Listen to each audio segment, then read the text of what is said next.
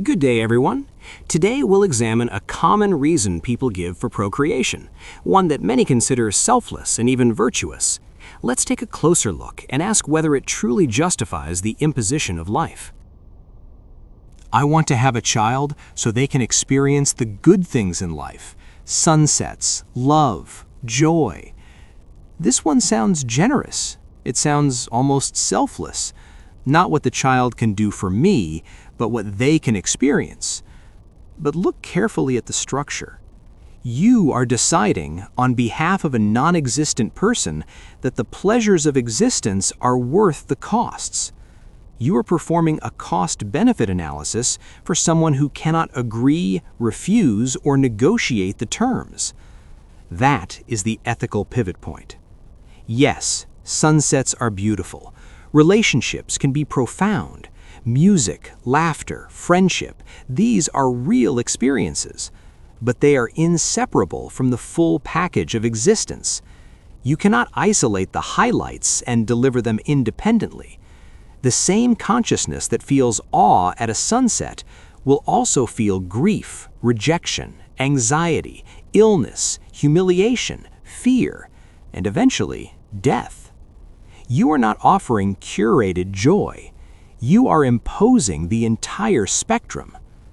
The argument assumes that because you value certain experiences, another person will necessarily value them enough to justify their own suffering. But that is projection. Your tolerance for pain is not transferable. Your appreciation for beauty is not guaranteed to be shared. Some lives tilt heavily towards distress. Some people struggle relentlessly. You cannot pre-screen reality. Okay, let me explain this in a different way. You're framing existence as a gift the child must receive.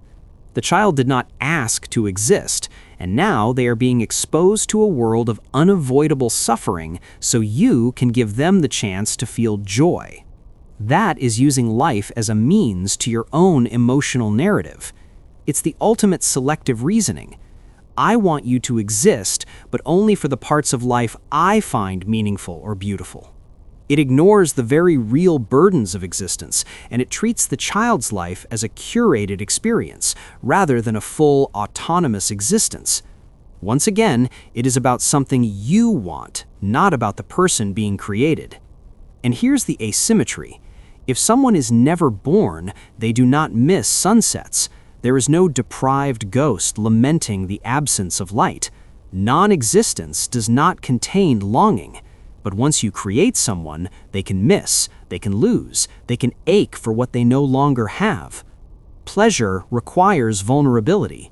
To enjoy love, one must risk heartbreak. To enjoy connection, one must risk abandonment. To enjoy being alive, one must face dying. You are deciding that the gamble is worth it for them, and the gamble is irreversible. There's also a subtle aesthetic romanticism embedded in this motive. The world looks meaningful to you, so you want to share it.